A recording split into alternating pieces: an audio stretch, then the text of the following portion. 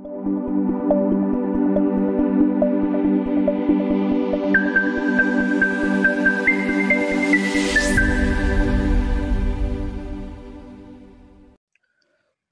ସାଙ୍ଗମାନେ ବୌଦ୍ଧ ଜିଲ୍ଲା ଗୃହରକ୍ଷୀ ତରଫରୁ ଆପଣଙ୍କର ହୋମଗାର୍ଡ଼ ପାଇଁ ଭ୍ୟାକେନ୍ସି ଆସିଯାଇଛି।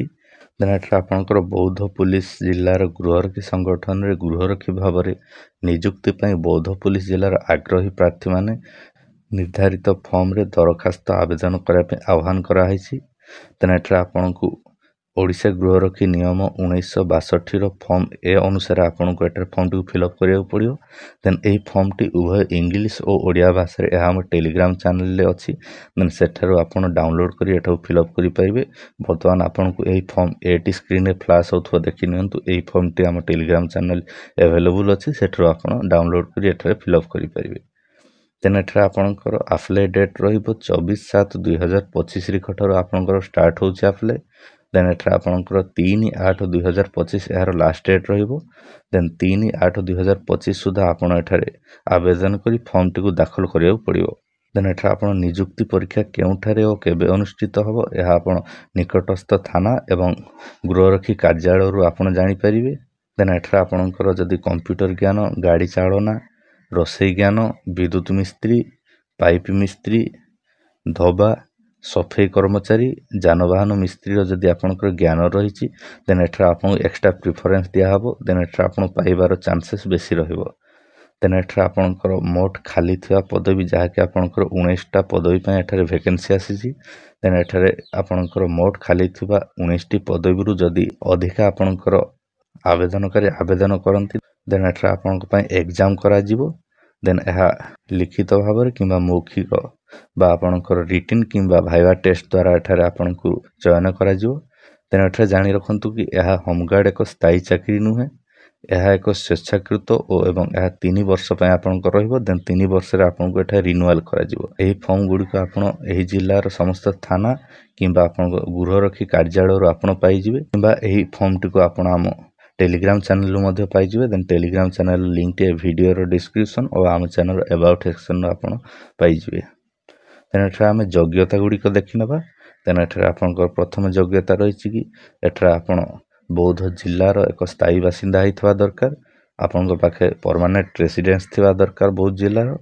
ତେଣୁ ଏଠାରେ ଆପଣ ଅତି କମ୍ରେ 5ମ ଶ୍ରେଣୀ ମିନିମମ୍ ପାସ୍ କରିଥିବା ଦରକାର। ତେଣୁ ଏଠାରେ ଆପଣ ଓଡ଼ିଆ ଭାଷା ଲେଖିପାରୁଥିବା, ପଢ଼ିପାରୁଥିବା ଓ କହିପାରୁଥିବା ଦରକାର।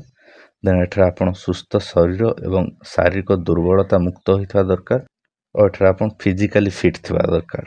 ଦେନ୍ ଏଠାରେ ଆପଣଙ୍କର ବୟସ ରହିଛି 1/1/2025 ସୁଦ୍ଧା ଆପଣଙ୍କୁ 20 ବର୍ଷରୁ ଅଧିକ ହେଉଥିବା ଦରକାର, କିମ୍ବା 1/1/2025 ସୁଦ୍ଧା ଆପଣଙ୍କୁ 60 ବର୍ଷରୁ କମ୍ ହେଉଥିବା ଦରକାର। ଦେନ୍ ଏଠାରେ ଆପଣ ଆପ୍ଲାଏ କରିପାରିବେ।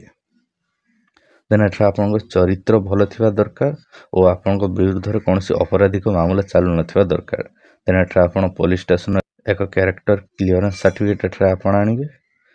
ଦେନ୍ ଏଠାରେ ଆବେଦନ ଫର୍ମ ସହିତ ଏହିସବୁ ପ୍ରମାଣପତ୍ର ସଂଲଗ୍ନ କରିବେ ବା ଏଠାରେ ଆପ୍ଲିକେସନ୍ ଫର୍ମ ସାଥେ ଏହା ଆପଣ ଆଟାଚ୍ କରିବେ।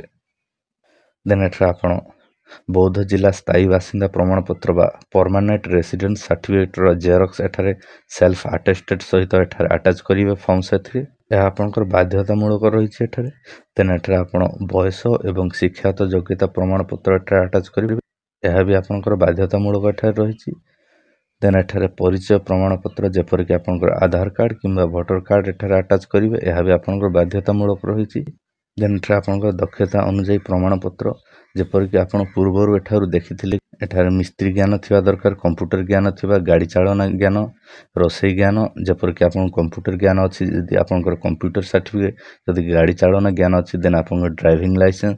ଦେନ୍ ଏଠାରେ ବିଦ୍ୟୁତ ମିସ୍ତ୍ରୀ ଯଦି ଆପଣଙ୍କର ଜ୍ଞାନ ଅଛି ଦେନ୍ ଏଠାରେ ଆପଣଙ୍କର ITIରେ ଇଲେକ୍ଟ୍ରିସିଆନ୍ ଆପଣଙ୍କର ସାର୍ଟିଫିକେଟ୍। ଦେନ୍ ଏଠାରେ ପାଇପ୍ ମିସ୍ତ୍ରୀ ମାନେ ପ୍ଲମ୍ବରର ଏଠାରେ ସାର୍ଟିଫିକେଟ୍, ଏହିସବୁ ସାର୍ଟିଫିକେଟ୍ ଯଦି ଆପଣଙ୍କର ଅଛି ଦେନ୍ ଏଠାରେ ଆପଣ ଦକ୍ଷତା ଅନୁଯାୟୀ ଏଠାରେ ଆପ୍ଲାଏ କରିପାରିବେ ଓ ଏଠାରେ ଆପଣଙ୍କର ସାର୍ଟିଫିକେଟ୍ଟି ସେଲ୍ଫ ଆଟେଷ୍ଟେଡ୍ ସାଥେ ଏଠାରେ ଆଟାଚ୍ କରିପାରିବେ। ଦେନ୍ ଏଠାରେ ଆପଣ ସ୍କୁଲ ଛାଡ଼ିବାର ପ୍ରମାଣପତ୍ର କିମ୍ବା ମ୍ୟାଟ୍ରିକ୍ ପ୍ରମାଣପତ୍ର କିମ୍ବା ଜନ୍ମ ପ୍ରମାଣପତ୍ର ଏଠାରେ ବାଧ୍ୟତାମୂଳକ ରହିଛି। ଦେନ୍ ଏଠାରେ ଯେହେତୁ 5ମ ପାସ୍ ଆପଣଙ୍କ କ୍ୱାଲିଫିକେସନ୍ ରହିଛି ସେଥିପାଇଁ ଏଠାରେ ସ୍କୁଲ ଛାଡ଼ିବାର ପ୍ରମାଣପତ୍ର ଆପଣଙ୍କୁ ଦରକାର, କିମ୍ବା ଆପଣ ଯଦି ମ୍ୟାଟ୍ରିକ୍ ପାସ୍ କରିଛନ୍ତି ଦେନ୍ ମ୍ୟାଟ୍ରିକ୍ ପାସ୍ର ଆପଣଙ୍କର ସାର୍ଟିଫିକେଟ୍ ଦରକାର। ଦେନ୍ ଏଠାରେ ଜନ୍ମ ପ୍ରମାଣପତ୍ର ଆପଣଙ୍କର ଏଜ୍ ପ୍ରୁଫ୍ ହିସାବରେ ଆପଣଙ୍କ ମେଟ୍ରିକ୍ ସାର୍ଟିଫିକେଟ୍ ଦେଇପାରନ୍ତି କିମ୍ବା ଅନ୍ୟ ଯେକୌଣସି ଡକ୍ୟୁମେଣ୍ଟ ଯେପରି ବାର୍ଥ ସାର୍ଟିଫିକେଟ୍ ଆପଣ ଦେଇପାରିବେ। ଦେନ୍ ଏଠାରେ ଆପଣଙ୍କ ଯୋଗାଯୋଗ ପାଇଁ ଏଠାରେ ନମ୍ବର ଦିଆଯାଇଛି। ଆପଣଙ୍କର ଏହି ନମ୍ବରରେ ଆପଣ ଯଦି କିଛି ପ୍ରୋବ୍ଲେମ୍ ହୁଏ ଏଠାରେ ଆପଣ କଣ୍ଟାକ୍ଟ କରିକି ଆପଣଙ୍କ ପ୍ରୋବ୍ଲେମ୍କୁ ରିଜଲ୍ଭ କରିପାରିବେ। ଦେନ୍ ଏହା ଥିଲା ବୌଦ୍ଧ ଜିଲ୍ଲା ତରଫରୁ ଆସିଥିବା ହୋମଗାର୍ଡ଼ର ଭ୍ୟାକେନ୍ସିର PDFଟି।